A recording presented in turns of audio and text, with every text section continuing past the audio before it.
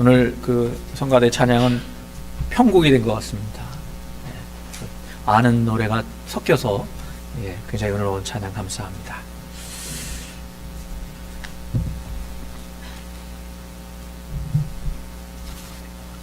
예수님의 비유 저희가 7번째 시간입니다.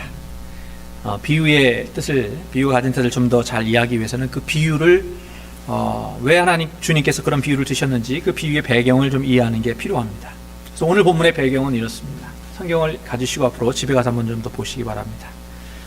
어떤 이제 부자청에 예수님을 찾아왔습니다. 그래서 예수님을 찾아와서 선생님 어떻게 하여야 구원을 얻겠습니까? 묻습니다. 그랬더니 계명을 지켜라. 다 지켰습니다. 한 가지 부족한 게 있는데 내가 가진 재산을 팔아서 가난한 자들에게 주고 너는 나를 쫓으라. 그랬더니 그가 근심하며 돌아갔더라. 성경은 그렇게 기록하고 있습니다. 그의 뒷모습을 바라보시며 주님이 말씀하십니다. 부자가 천국에 들어가기가 얼마나 어려운지 차라리 낙타가 바늘구멍에 들어가는 것이 더 쉬울 것이다. 제자들이 묻죠. 그러면 과연 누가 구원을 얻을 수 있겠습니까? 사람은 할 수 없지만 하나님은 하실 수 있다. 그러니까 이제 그때 베드로가 화제를 바꾸어서 묻습니다. 주님, 우리들은 다 모든 것을 버리고 주님을 따랐습니다. 그렇다면 우리는 과연 무엇을 얻겠습니까? 그래서 주님께서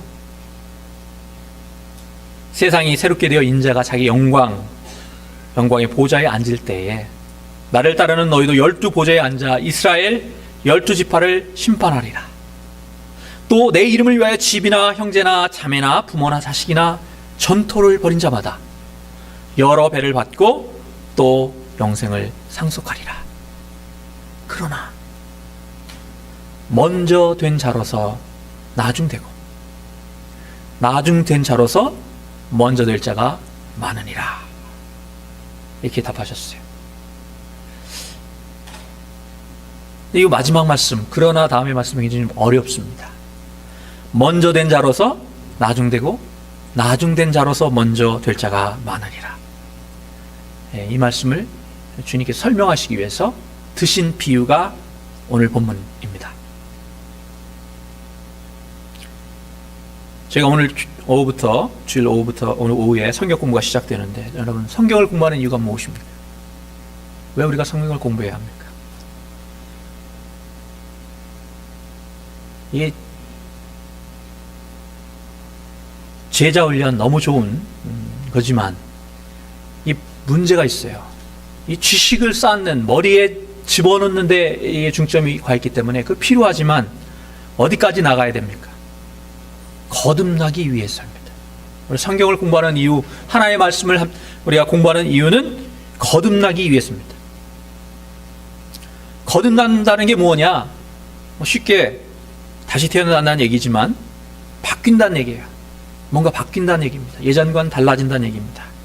그리고 죽었다가 다시 태어나는데 그 정도로 큰 변화, 질적인 변화를 갖는 것을 우리가 거듭난다고 표현합니다. 주님이 말씀하셨습니다. 사람이 거듭나지 아니하고서는 천국에 들어갈 자가 아무도 없느니라. 천국에 들어가기 위해서는 다 거듭나야 된다는 거예요. 여러분 교회에 앉아 있는다고 되는 것이 아니고 천국에 들어가기 위해서는 거듭나야만 한다는 것입니다. 날마다 주 안에서 새로워져야 하는데 문제는 그게 쉽지 않다는 겁니다. 사람이 잘 이게 바뀌지 않기 때문에 절대로 사람은 안 바뀐다. 목사님들 중에도 그런 분들 계시더라고요. 그건 비신앙적인 태도입니다. 성경에 보면 변하여 새 사람이 되는 그런 일들이 하나님이 성령이 하시는 줄 믿습니다. 이 시간 성령이 우리의 마음을 바꾸어 주시길 바랍니다. 이 시간에 성령으로 거듭날 수 있기를 소원합니다. 그런 마음을 품고 하나님 앞에 나아가는 자에게 주님께서 우리를 다시 태어나도록 그렇게 해주실 줄로 믿습니다. 사람이 이렇게 잘 안 바뀌는데 사람이 바뀌는 경우가 두 가지 경우로, 좀 다른 방향으로 바뀌는 두 가지 경우로 나눠볼 수 있는데, 하나는 뭐냐? 먼저 깨달음이 있는 거예요. 뭔가 깨닫는 거죠. 뭔가 깨닫고 그것이 나의 생각을 바꾸고 기존의 생각을 바꾸고, 그래서 그 결과로 행동이 바뀌고 삶이 바뀌는 경우가 있습니다. 흔히 그것을 뭐라고 하냐면 conversion이라고 그래요. 회심이라고 부릅니다. 회심. 그 제 박사과정의 그 지도 교수님이신 루이스 램보 교수님, 저희 신학교를 나오신 분은 다 잘 아시는 분인데, 그분이 회심에 관한 세계적인 권위자십니다. 영국 옥스퍼드 사전에 회심에 관한 책을 편집하신 분이,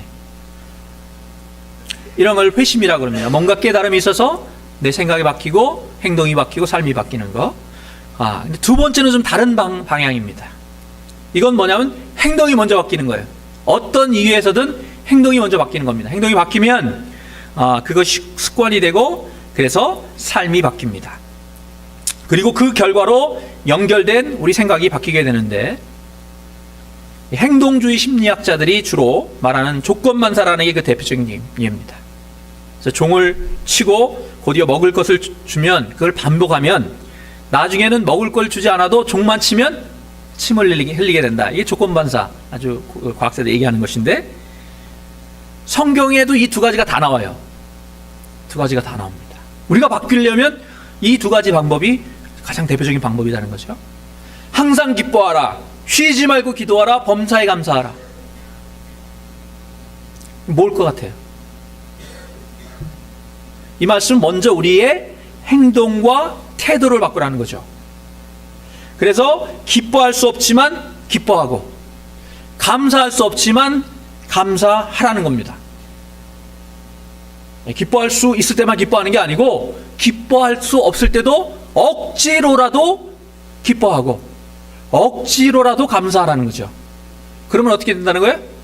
그게 습관이 되고 결국 환경을 뛰어넘어 기뻐하고 감사할 수 있는 그런 삶을 살 수 있게 된다는 것입니다. 자, 그래서 2014년도에는 얼굴 표정만이라도 우리가 좀 바꾸자. 얼굴 표정으로 우리가 빛을 발할 수 있도록 밝은 표정 짓는 연습하자, 그런 얘기 말씀드렸죠. 굉장히 의미 있는 얘기입니다. 왜냐하면 우리 생각이 바뀌어서 우리의 행동이 바뀌고 또 삶이 바뀔 수 있지만, 우리의 행동만 바뀌어도, 심지어는 얼굴 표정만 하나만 바뀌어도 우리 삶이 바뀐다는 거예요.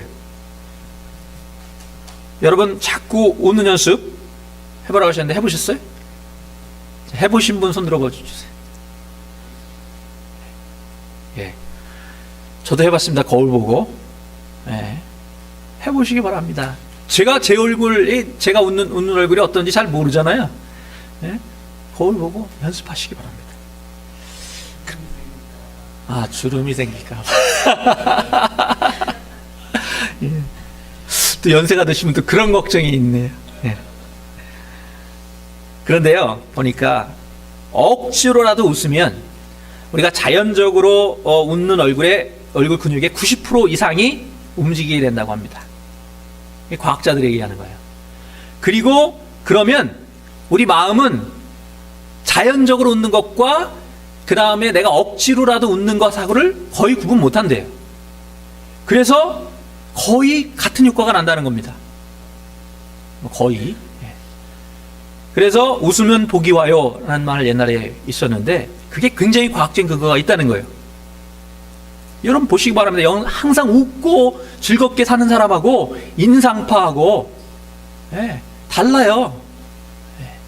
화가들만 인상파가 아니고 요즘 인상파들이 많더라고요. 세상이 힘들어서인지 모르지만 얼굴 표정만이라도 여러분 바꿔보세요. 다른 거 내 삶을 바꾸고 거대하게 이게 아니고, 2014년인데 내가 얼굴 표정 하나만이라도 바꿔보겠다. 나를 보는 사람이 기쁨을 가질 수 있도록 그렇게 해보자. 이게 바로 어떤 얘기냐? 행동을 먼저 바꾸는 거예요.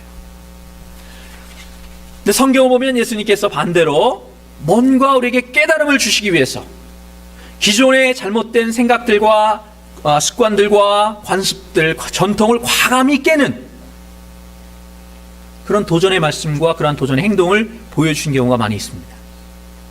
여러분 산상수훈 전체가 그렇습니다.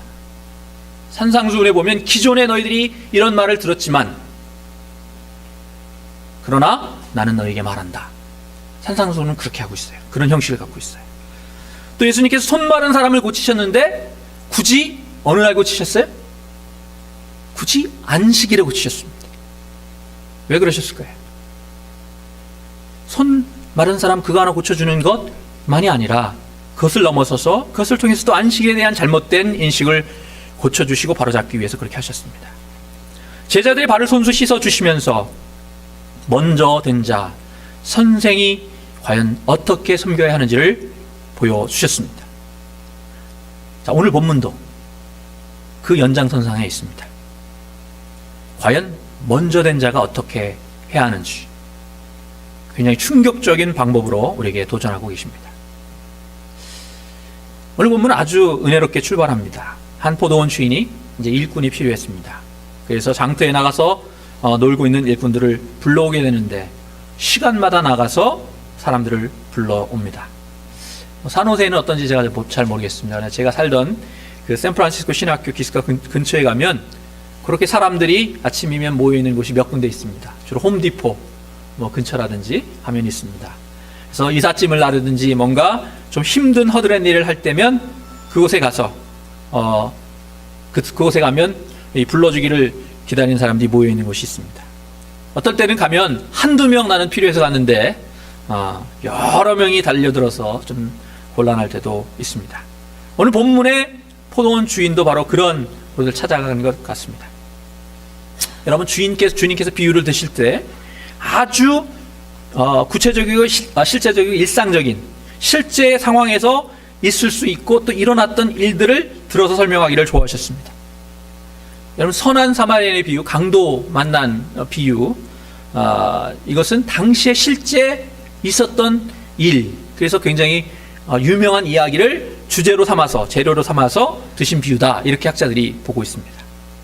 또 들의 백합화를 봐라, 공중의 새를 나는 새를 봐라, 또 씨 뿌리는 비유, 당시 모두 이스라엘에 쉽게 볼 수 있는 것들을 소재 삼아서 말씀하셨습니다. 그들을 더 쉽게 이해할 수 있게 하기 위해서 그렇게 하셨습니다. 오늘 비유도 마찬가지입니다. 이스라엘의 포도수 학기인 9월쯤 되면 일손이 굉장히 딸린다고 합니다. 이제 우기가 시작되면, 비가 오면 포도의 당도가 떨어져가지고 굉장히 그 값이 떨어진다는 거죠. 그래서 우기가 오기 전에 빨리 그거를, 또 그렇다고 안 익은 걸 딸 수는 없잖아요. 딱 익은 상황에 또 우기가 오기 전에 따야 되니까 이게 빨리 따야 되는 거예요. 그래서 집에 거하는 하인들로만 가지고는 어렵고 임시직 일용자들을 사오게 되는데, 바로 오늘 본문의 경우가 그런 것입니다. 다만 오늘 본문 속의 주인은 뭐 그렇게 급했는지 어쩌는지는 모르겠는데 한 번만 나가서 사람들을 데려온 게 아니라 시간마다 나가서 사람들을 불러 왔습니다. 문제는 거기서부터 출발했습니다. 처음에 온 사람들은 성경에 보니까 이른 아침이라고 되어 있는데 아마도 해가 뜬 한 6시나 7시 정도일 것으로 보이고요. 제3시, 성경에 나오는 시간은 6시간을 더하면 저희들 시간입니다. 그래서 제3시는 오전 9시입니다. 그리고 보니까 9시, 그래서 12시, 오후 3시, 마지막 오후 5시, 11시라고 되어 있는데 그거는 오후 5시입니다. 그래서 사람들을 그때그때 데려왔습니다. 성경에 보니까 이 이른 아침에 처음에 온 사람들만, 데려온 사람들만 딱 약속을 정확하게 했어요. 한 달란트, 한 데나리온 주겠다 약속을 했습니다. 다른 사람들에게는 얼마 주겠다는 얘기가 안 나와 있어요. 그래서 이제 해가 저물어서 삭스를 이제 줘야 되는데 청직을 시켜서 이제 나눠주게 하는데, 만약 먼저 온 사람들을 먼저 불러서 줬으면 적어도 그날 그 문제가 불거지진 않았을 텐데, 이게 나중에 온 사람들을 먼저 불렀습니다. 그래서 나중에 온 사람들 불러서 1시간밖에 일하지 않은, 성경에 보니까 정확하게 시간도 나왔어요. 그래서 5시에 와서 6시까지 1시간밖에 일하지 않은 그 사람한테 한 데나리온을 준 거예요. 그러니까 어떤 일이 생겼느냐, 먼저 온 사람들, 특별히 한 데나리온 받고 일할 줄 알았던, 그래서 열심히 일했던 그 사람들 마음속에 이제 큰 기대가 생긴 거죠.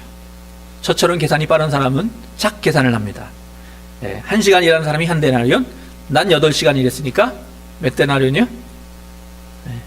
너무 어려운 수학이라 8데나리온.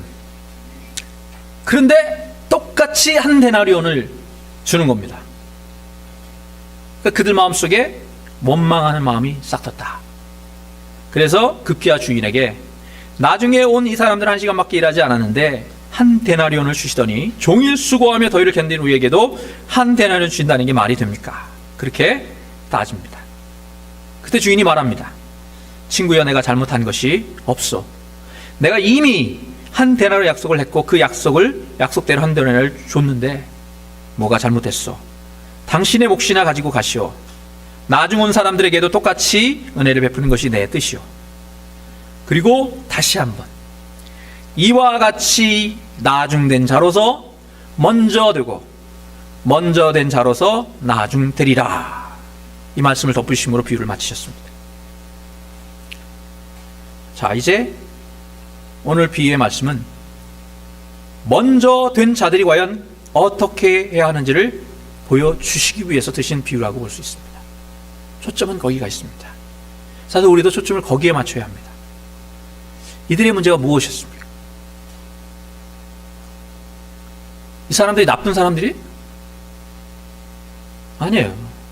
잘못한 게 특별히 잘못한 게 없어요. 열심히 일했어요. 12절입니다. 종일 수고하고 더위를 견뎠다라고 고백했는데 그 말이 거짓말은 아닌 것 같습니다. 실제로 돈을 받기 전까지 감사한 마음으로 열심히 일했을 겁니다. 장터에서 놀고 있던 자기들 불러서 일거리를 줬고, 그래서 이제 빈손이 아니고 집에 들어갈 때 양식을 사가지고 갈 수 있는, 그래서 감사한 마음에 열심히 일했을 것입니다. 더군다나 다음날 또 일해야 될지 모르는데 농땡이 칠 수 없었을 겁니다. 근데 어디서 문제가 생겼습니까? 성경을 보니까 돈을 받고 나서 문제가 생깁니다. 11절입니다. 받은 후 집주인을 원망하여 이르되. 약속된 액수를 받았습니다. 한 데나리온에 일하기로 약속했고 정확하게 택스도 안 떼고 한 데나리온 다 받았습니다. 그런데 뭐가 문제였습니까? 다른 사람이 얼마 받았는지 알게 된 것입니다.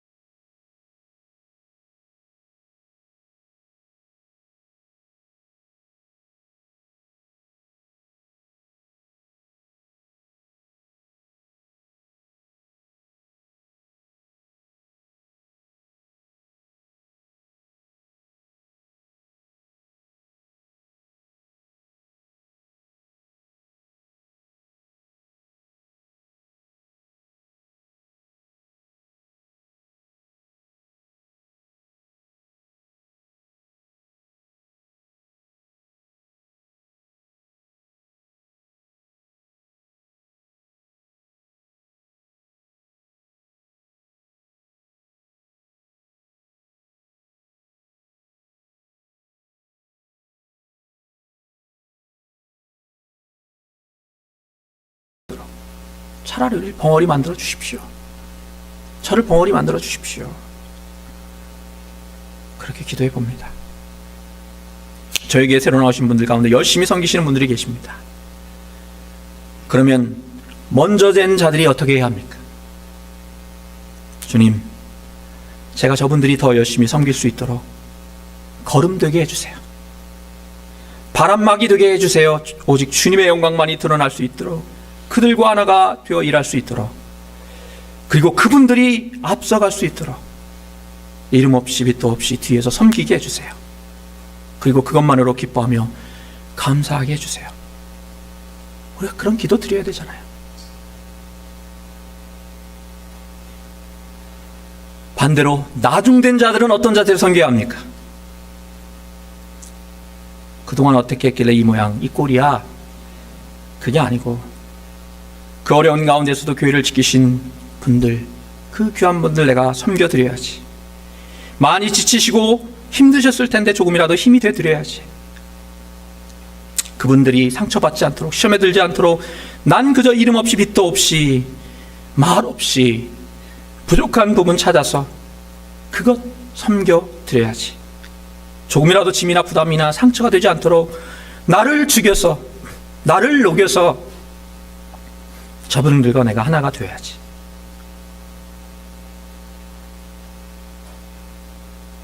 십자가를 진정으로 받아들인 사람에게 과분하지 않은 형편은 없습니다.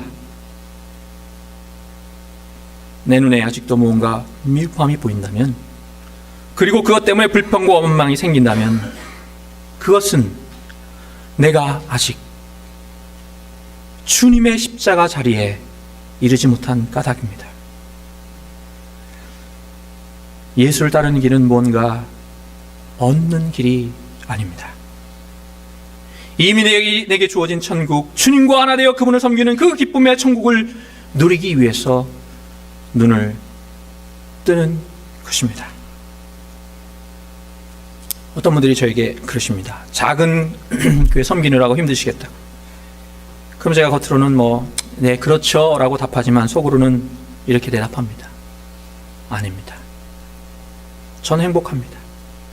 예수님이 함께 하시고 또 함께 예수님의 사랑을 나눌, 그리고 제가 섬길 분들이 계셔서 저는 행복합니다. 여러분들 때문에 행복합니다. 주님의 귀한 아들, 딸 되신 여러분을 섬길 수 있어서 행복하고, 여러분들을 섬기는 그 과정 속에서 주님의 마음을 조금이라도 이해해 갈 수 있어서 행복합니다. 우리 모두가 기쁨으로 서로를 섬길 수 있기를 소원합니다. 서로를 섬김에, 주님을 섬김에 먼저 된 자가 먼저 되고 나중된 자도 먼저 될 수 있는, 그렇게 더 섬기기 위해서 서로 애쓰며 서로 사랑하는 사랑의 장로 성도 되기를 주님의 이름으로 축원합니다. 기도드리겠습니다.